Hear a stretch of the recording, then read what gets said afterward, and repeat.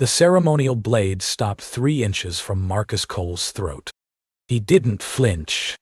After 17 months as a diplomatic attaché on Verath Prime, he'd learned that flinching was the fastest way to die in the Empress's court.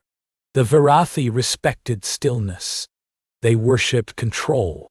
And right now, every golden eye in the throne room was fixed on him, waiting for him to break. "You dare speak for the human delegation?" High Lord Soreth hissed, his blade still hovering. The ceremonial weapon caught the bioluminescent light streaming through the crystalline ceiling, casting fractured rainbows across Marcus's worn diplomatic uniform. A translator. "A servant. Ambassador Chen is dead," Marcus said, keeping his voice level. "Deputy Ambassador Reyes died with her. I'm what's left." A murmur rippled through the assembled nobles. 200 Verathi, each standing over 7 feet tall, their silver-blue skin marked with the geometric scars of their houses.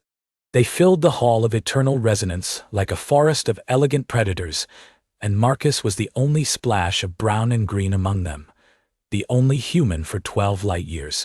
"What's left?" Soreth repeated, his lipless mouth curling. "Earth sends us their remnants, their refuse. Earth sent you their best," Marcus replied. "The cascade took them. I survived because I was running a routine supply check in the outer ring when the station collapsed." He paused. "I apologize that my survival offends you, High Lord." The blade pressed closer. A thin line of blood welled up on Marcus's neck. "Soreth." The voice came from the raised dais at the far end of the hall, where the Empress sat upon a throne of living crystal. "Enough." The High Lord withdrew immediately, stepping back with a fluid bow. But his eyes, those unsettling golden orbs with their horizontal pupils, promised that this wasn't over. Marcus allowed himself one slow breath. Empress Valeth descended from her throne, her movement so graceful she seemed to flow rather than walk. She was ancient by Verathi standards, nearly 400 cycles, but her silver-blue skin remained unmarred, except for the intricate scarification that marked her as the living embodiment of her people's unity. Behind her, barely visible in the shadows of the throne, stood a younger figure. "You are Marcus Cole," the Empress said. It wasn't a question. "The one who repaired the atmospheric processors in the human quarter when your engineers could not. Yes, your eternal resonance. The one who learned our tongue without a translation implant." It seemed respectful. Something flickered in the Empress's ancient eyes. "And now you stand before me as the sole representative of humanity at the most critical negotiation in our species' shared history." Marcus swallowed.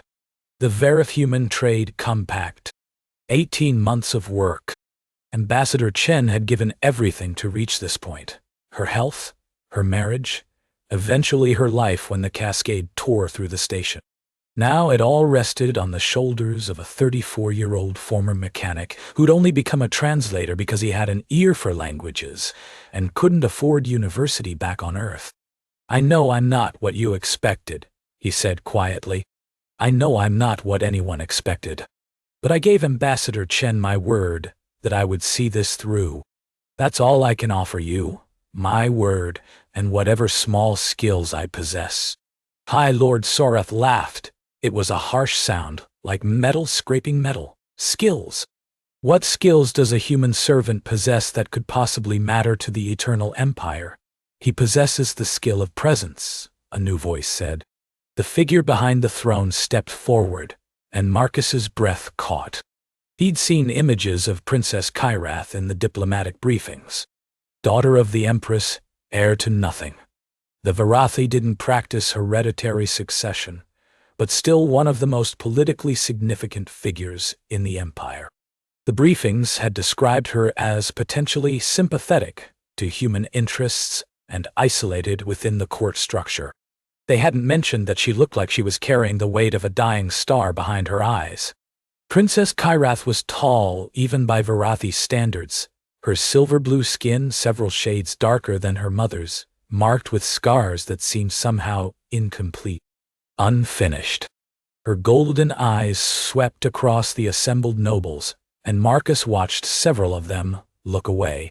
He possessed the skill of presence, she repeated, when he stood between a Verathi child and a collapsing bulkhead during the cascade.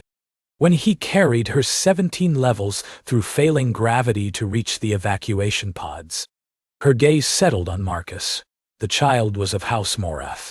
Low-born Dai. Insignificant. No one would have blamed a human for leaving her behind. Marcus felt his face heat. I didn't know anyone was watching. No one was. The child told me herself. Kyreth turned to face the assembled court. This human risked his life for a Verathi child of no political value whatsoever. Not for alliance, not for leverage, simply because the child was afraid and alone. She paused. When was the last time any of us could say the same? The palace went completely quiet. Then the alien queen's daughter hugged the human. It wasn't a full embrace. Kyreth simply stepped forward, placed her hands on Marcus's shoulders, and pressed her forehead to his in the Verathi gesture of profound respect, the greeting reserved for those who had proven their honor beyond question. But to the assembled court, it might as well have been a declaration of war. Soreth's blade was half drawn before the Empress raised her hand. Nobles who had stood in rigid attention now shifted with barely contained shock. Someone in the back let out a sound that might have been a gasp or a curse. And Marcus stood frozen, feeling the cool pressure of Kyreth's forehead against his own, breathing in a scent like winter rain and distant lightning, understanding with sudden clarity that everything had just changed, and he had no idea if it was for better or worse. Kyreth pulled back. Her expression was perfectly composed, but her hands lingered on his shoulders for just a moment longer than necessary. I vouch for this human, she said, her voice carrying through the silent hall. His honor stands with mine. The Empress watched her daughter with an unreadable expression. You understand what you have done, child. Yes, mother. I understand perfectly. 3 days after the incident in the throne room, Marcus still wasn't sure if he was a diplomatic guest or an elaborate form of political hostage. His quarters in the Palace of Resonance were luxurious by any standard. A suite of rooms larger than his family's entire apartment back in New Chicago, filled with furniture that adjusted to his human proportions and technology that adjusted to his human proportions and technology. Anticipated his needs before he voiced them. But the guards outside his door never changed shifts. The windows, while beautiful, were made of crystal that couldn't be broken. And no one had told him anything since Kyreth's proclamation had sent shockwaves through the empire. On the morning of the 4th day, the princess herself appeared at his door. Walk with me, she said.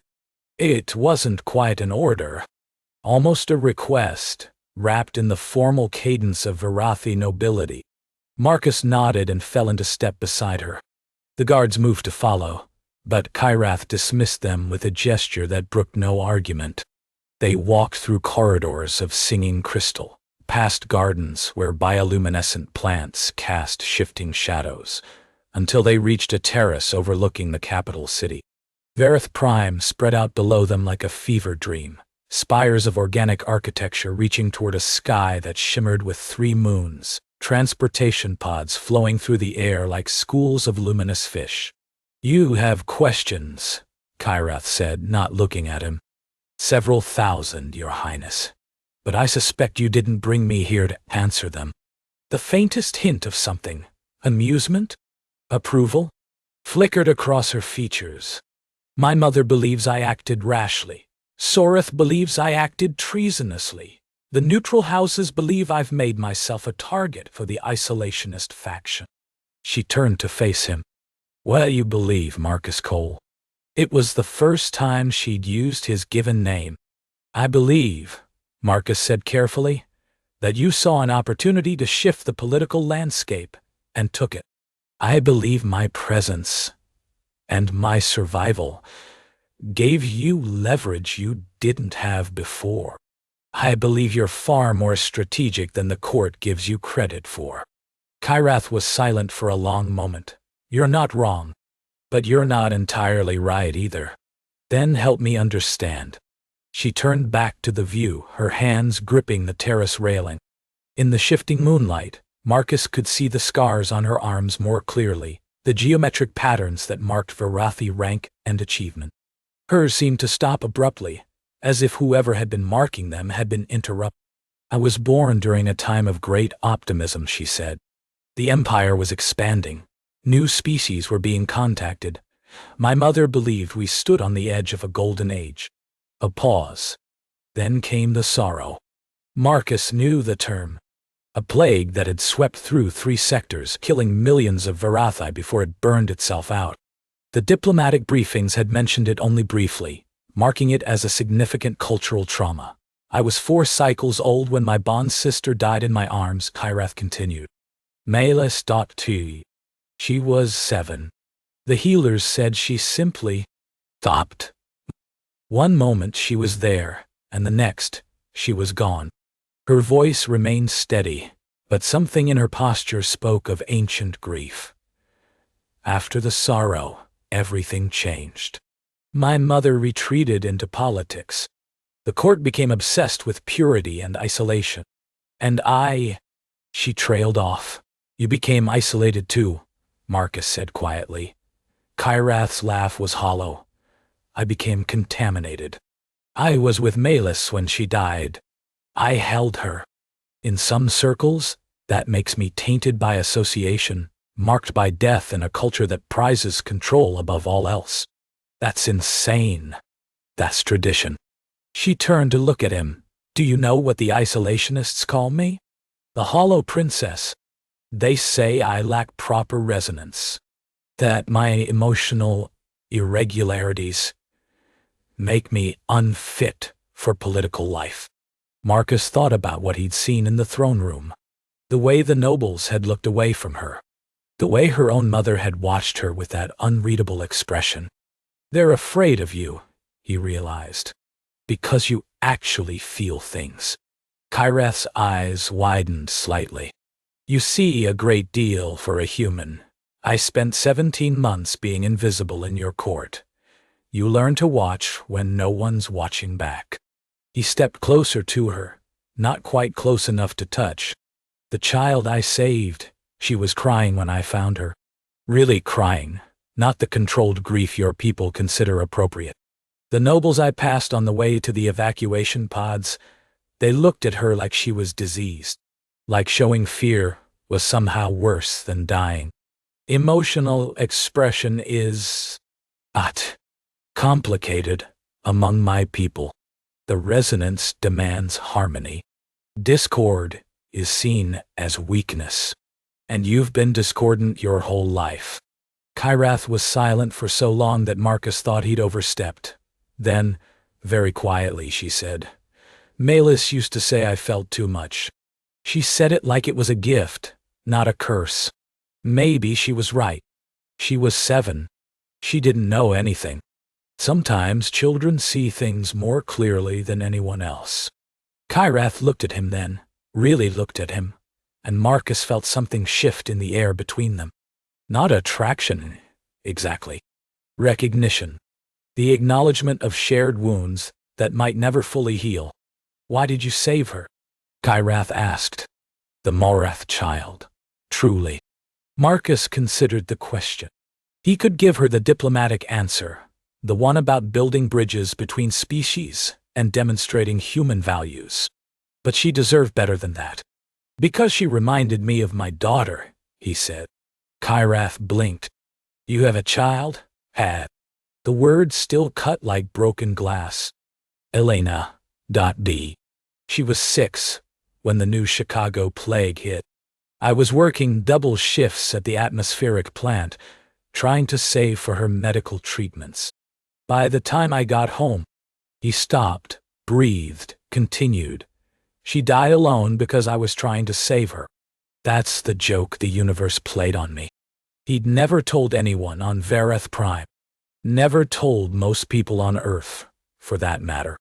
But standing here, watching this alien princess who had been marked as broken by her own people, the words came easier than they should have.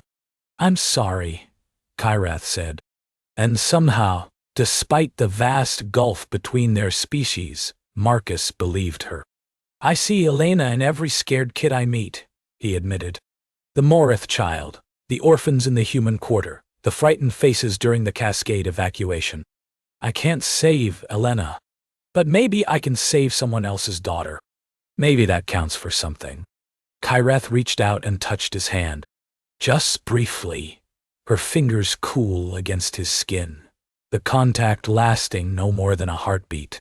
"Among my people," she said softly, "we believe that those who have suffered great loss either become hollow or become vast. The hollow ones close themselves off, seeking to never feel pain again. The vast ones." She paused. "The vast ones let their grief expand into something larger. They take their pain and transform it into compassion. Which kind are you? I don't know yet, but I'm beginning to think I might want to find out." She withdrew her hand. "The trade negotiations resume tomorrow. Sorath will do everything in his power to destroy the compact and your reputation along with it. My vouching for you has made us both targets." "I know.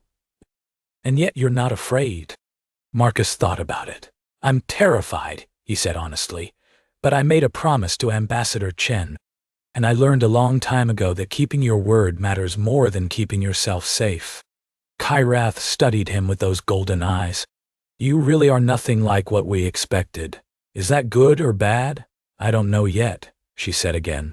But this time, there was something almost like hope in her voice. "But I'm beginning to think I might want to find out." The Assembly of Voices was the oldest political institution in the Verathi Empire, a council of 12 high lords and ladies representing the major houses, presided over by the Empress herself. It was here that the Verath Human Trade Compact would be decided. And it was here, on the 5th day of testimony, that everything fell apart. Marcus had spent 3 days presenting humanity's case. He'd spoken about trade routes and resource sharing, about cultural exchange programs and scientific collaboration. He'd answered questions that ranged from genuinely curious to openly hostile. He'd watched Sorath's faction chip away at every argument, every statistic, every piece of evidence. But he'd held his ground. Barely. On the 5th day, Sorath dropped his bomb. "Honored Assembly," the High Lord said, rising from his seat with practiced grace, "I move to introduce evidence of human duplicity. Evidence that their so-called ambassador has been manipulating the Princess Kyrath for his species' political gain." The chamber erupted. Marcus felt the blood drain from his face. Beside him, in the observer's gallery, Kyrath went absolutely still. "Evidence?" the Empress asked, her voice cutting through the chaos. Sorath smiled, a thin, predatory expression. "Recorded communications between Marcus Cole and Earth's Intelligence Directorate detailing a plan to cultivate the princess as a political asset, to exploit her emotional vulnerabilities for humanity's benefit." "That's a lie," Marcus said, stepping forward.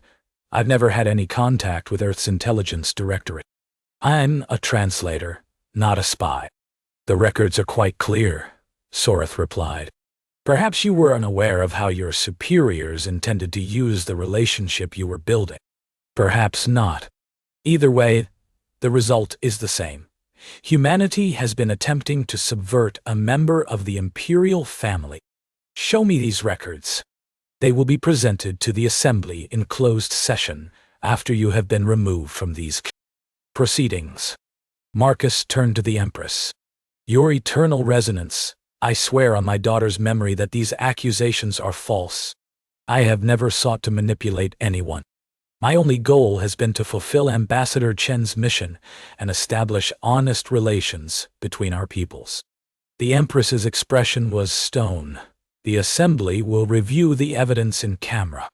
Marcus Cole, you will be confined to quarters pending investigation. Princess Kyrath. Her ancient eyes found her daughter. You will explain to me how you came to vouch for this human. Mother, privately. After these proceedings are concluded. The guards came for Marcus then. He went without resistance. There was no point in fighting, and making a scene would only make things worse. But as they led him from the chamber, he caught Kyrath's eye. She looked shattered. All the careful composure she'd maintained, all the walls she'd built against a court that had rejected her, gone. In their place was raw anguish, the face of someone who had finally allowed themselves to trust and been betrayed. Except he hadn't betrayed her. He hadn't. But she didn't know that. And by the time he could prove it, everything might already be lost. Marcus spent 3 days in isolation. The guards brought him food that he barely touched. Sleep came in fitful bursts, haunted by dreams of Elena and Ambassador Chen and Kyrath's shattered expression. He paced his luxurious prison and tried to figure out who had manufactured the evidence against him. Soreth, obviously. But the High Lord was too smart to act alone. He'd need allies, resources, access to communication systems he couldn't possibly have. On the third night, his door slid open. Kyrath stood in the corridor, alone and unguarded. She looked like she hadn't slept in days. "How did you—" Marcus started.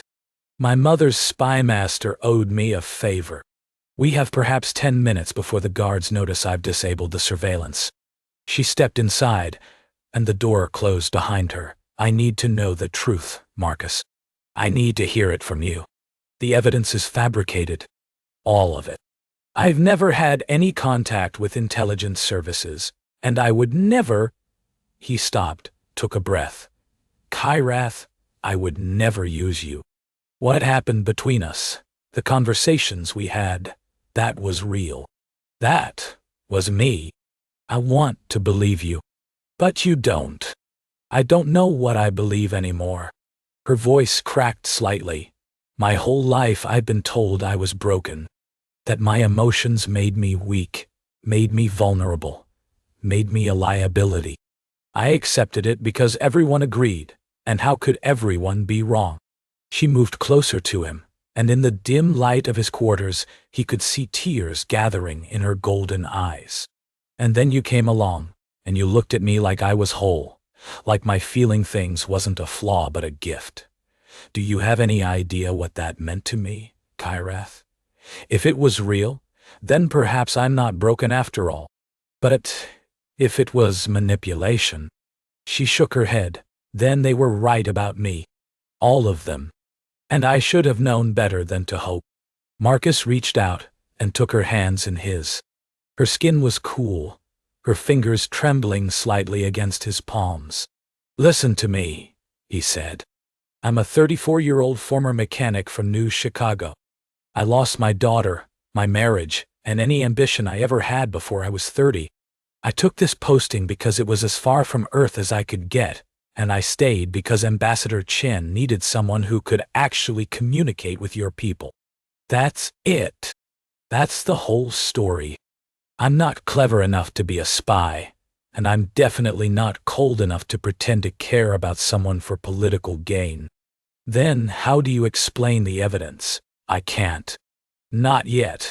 But I know it's false, and I know someone went to a lot of trouble to create it.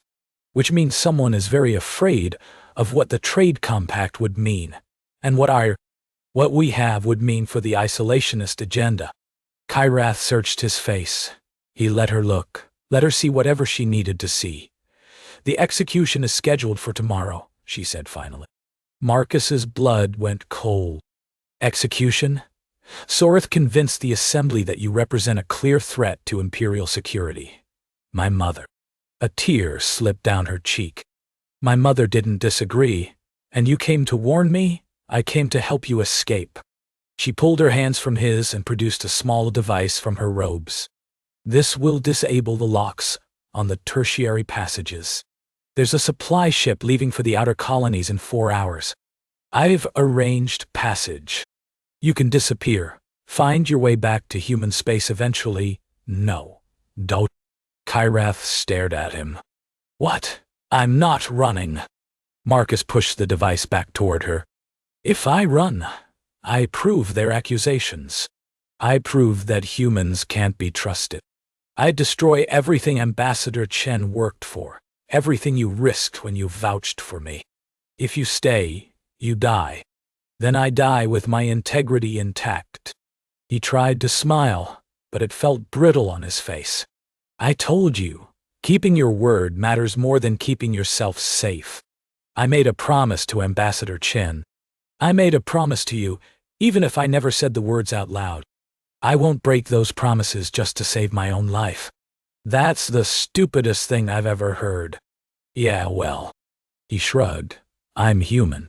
We specialize in stupid gestures that somehow matter. Kyrath stood there, tears streaming freely down her face now, her composure completely abandoned. She looked young, and lost, and desperately afraid. And Marcus realized that this was who she really was beneath all the court training and political masks. This was the girl who had held her bond sister while she died, and never been allowed to properly grieve. I can't watch you die, she whispered. Then don't watch. Stay away from the execution. Remember me as I am now, not as... She kissed him. It wasn't a human kiss. The Verathi didn't share that particular custom. Instead, she pressed her forehead to his, her hands cradling his face, her breath mingling with his in a gesture far more intimate than mere physical contact. Among her people, this was the soul sharing, the binding of resonance, the declaration of bonds that transcended politics or propriety. And she was giving it to him. A condemned man. A human. I won't let you die, she said against his skin. I don't know how, but I'll find a way. Even if I have to tear down the entire isolationist faction with my bare hands. Kyrath, don't. She pulled back, and her eyes were blazing with something that looked like fury and love and desperate determination all at once. Don't tell me to accept this. Don't tell me to move on. You spent 17 months being invisible in this court. Well, I spent my whole life being invisible in my own family. I am done accepting what everyone else has decided I should feel. She turned and left before he could respond. Marcus stood alone in his quarters, his forehead still tingling where hers had pressed against it, and tried to figure out how a simple mechanic from New Chicago had ended up at the center of an interstellar incident. He failed. But somewhere in the failing, he realized he didn't regret any of it. Not the terror, not the isolation, not the looming execution. Because for one brief moment, someone had seen him, truly seen him, and chosen to stand beside him anyway. That had to count for something. The Hall of Final Resonance was designed for death. Crystalline walls amplified every sound, ensuring that the condemned's last words would ring through the chamber for minutes after they were spoken. The viewing galleries could accommodate 500 witnesses.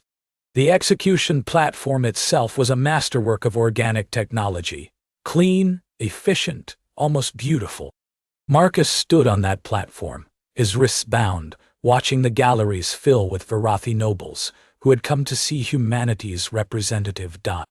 Sorath had the position of honor, his ceremonial blade freshly polished. The other high lords and ladies sat in ascending tiers of importance. The Empress herself occupied a throne of black crystal at the highest point of the chamber, her face betraying nothing. Kyrath was nowhere to be seen. Good, Marcus thought. He'd told her not to watch. Apparently, she'd listened. Marcus Cole of Earth, the Empress intoned.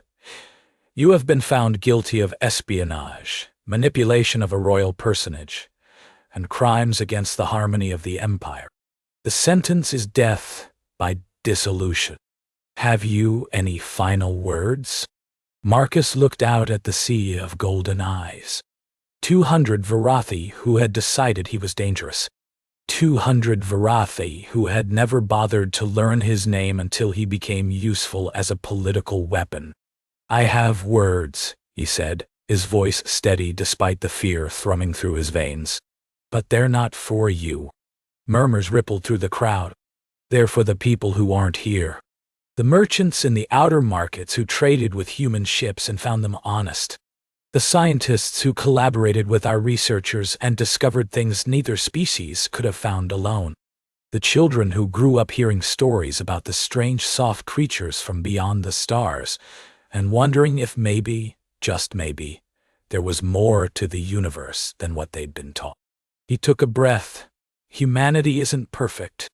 We're messy and emotional, and we make mistakes constantly. But we also dream. We reach for things we're not supposed to want. We love people we're not supposed to love." His eyes found the Empress. "We feel things, your eternal resonance. Deeply and recklessly and without apology. I know your culture considers that a weakness, but I think it might be the most important thing about us." "Pretty words," Soreth said, rising from his seat. "But words won't save you from—" "Stop." The voice rang through the chamber like a thunderclap. Kyrath strode through the main entrance, but she wasn't alone. Behind her came Lady Moreth, the mother of the child Marcus had saved, flanked by a dozen minor nobles. Behind them came the Imperial Spymaster, his silver robes marking him as one of the Empress's most trusted advisors. And behind him, escorted by 4 guards in ceremonial armor, came a Verathi male Marcus had never seen before. His robes bore the insignia of House Soreth. "What is the meaning of this?" the Empress demanded. "Evidence, Mother." Kyrath's voice was clear and strong. "Real evidence, not the fabrications that Soreth presented to the Assembly." "You dare," Soreth started. "I dare, because I have proof." Kyrath gestured to the Spymaster. "Show them." The Spymaster activated a holographic display.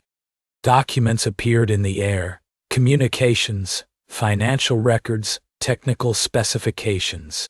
"These records show that High Lord Soreth commissioned the creation of false evidence against Marcus Cole 6 months before the human delegation even arrived on Verath Prime," the Spymaster said. "The forgeries were created by his nephew, Toreth of House Soreth, using classified intelligence protocols. The goal was to sabotage any possibility of human Verathi alliance and trigger a diplomatic incident that would strengthen the isolationist position." The chamber erupted. Soreth's face twisted with fury. "Lies! Fabrications created by the Hollow Princess too. Toreth has confessed," Lady Moreth said, her voice cutting through the chaos. "In exchange for clemency, he has provided testimony confirming everything the Spymaster has described." She turned to face the Empress. "My daughter's life was saved by this human. When his life was threatened by lies, I chose to investigate. What I found was treason." The Empress rose slowly from her throne. Her ancient eyes swept across the chamber, taking in the holographic evidence, the confessed conspirator, the assembled nobles who had been so certain of Marcus's guilt. "High Lord Soreth," she said, her voice terrible in its calmness, "you will be confined pending a full investigation. Your house will be placed under supervision. Your seat on the Assembly is suspended. You can't, I can't. I will. And if the evidence proves your guilt, you will take his place on this platform." She gestured to the guards. "Remove him." They dragged Soreth away, his protests echoing off the crystalline walls. Marcus watched him go, feeling strangely numb. He'd been so certain he was going to die. Now, suddenly, he wasn't. Kyrath approached the platform and gestured for the guards to release his bonds. As the restraints fell away, she took his hands in hers. Publicly, deliberately, in full view of the entire court. "I told you I wouldn't let you die," she said softly. "You did." Marcus flexed his wrists, trying to process everything that had just happened. How did you convince Lady Moreth to help? I reminded her that her daughter was alive because of you. The rest was her own sense of honor. Kyrath squeezed his hands. And I may have mentioned that the isolationists consider her house too lowborn to matter. She took that personally. Remind me never to underestimate Verathi political maneuvering. You won't need to. You'll have me to explain it. She paused, then added more quietly, if you want me, that is. The soul sharing I gave you, in our culture, it creates an obligation. A bond. But I won't hold you to something you didn't choose. If you want to return to Earth, to forget any of this happened, Kyrath. Marcus waited until she met his eyes. I spent 17 months being invisible because I wanted to disappear. Because losing Elena broke something in me, and I thought if I just stayed quiet and small and unnoticed, maybe the pain would eventually fade. Did it? No. But then, I met you. He lifted one hand to touch her face, carefully, gently, aware of every eye in the chamber watching them. You showed me that being broken doesn't mean being hollow. That feeling things, even painful things, is better than feeling nothing at all. He smiled slightly. I don't want to disappear anymore. I don't want to forget. I want to be here, with you, figuring out what comes next. The Empress descended from her throne. The chamber fell silent as she approached them, her ancient face finally showing something like emotion. Daughter, she said, you have created an unprecedented situation. The soul sharing, given publicly to a human, cannot be ignored. The Assembly will demand answers. The isolationists will use this against us. The other houses will question your judgment, my judgment, the future of the Empire itself. I know, Kyrath said, not releasing Marcus's hands. But I'm done hiding who I am. I'm done pretending I don't feel things because feeling makes other people uncomfortable. Marcus taught me that my emotions aren't a weakness. They're what make me capable of seeing what others miss. She straightened, meeting her mother's gaze. I saw him, Mother. The real him. And I'm not ashamed of what I found. The Empress was silent for a long moment. Then very slowly, she reached out and placed her hand over their joined ones. When you were young, she said quietly, I failed you. After the sorrow, I retreated into politics and protocol because I didn't know how to face my own grief. I let the court convince me that your feelings were a problem to be managed, not a gift to be nurtured. Her voice cracked slightly. I am deeply sorry for that. Kyrath's eyes widened. Mother, I don't know what path you and this human will walk together. I don't know if it will bring peace or chaos, alliance or conflict.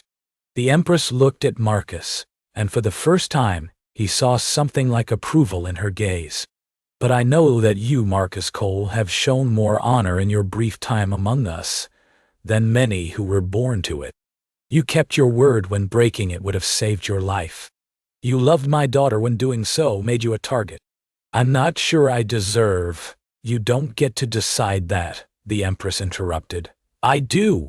And I have decided that humanity's representative will be given another chance to negotiate the trade compact, with full diplomatic status and the formal protection of the Imperial House. The chamber buzzed with shocked whispers. Marcus stared at the Empress, momentarily speechless. Furthermore, she continued, raising her voice to address the entire assembly, the soul sharing between my daughter and Marcus Cole is recognized by the throne. They will be permitted to explore their bond according to both human and Verathi customs, without interference from any house or faction. She stepped back, and for just a moment, Marcus saw the hint of a smile on her ancient face. You wanted to be seen, Marcus Cole. Consider yourself seen. Later, much later, after the ceremonies and pronouncements and endless political maneuvering, Marcus and Kyrath stood together on the terrace where they'd first truly spoken. 3 moons cast silver light across the alien city below, and somewhere in the distance, a celebration was unfolding, the first joint human Verathi festival in history. So, Kyrath said, leaning against him slightly. What happens now? Marcus considered the question. A week ago he'd been a forgotten translator, invisible and forgettable. Now he was the center of an interstellar diplomatic incident, bonded to an alien princess and responsible for negotiations that could shape the future of two species. I have no idea, he admitted. Neither do I. Kyrath's hand found his in the darkness. But I think I'm looking forward to finding out. Marcus thought about Elena, about the grief he'd carried for so long. It hadn't disappeared. It probably never would.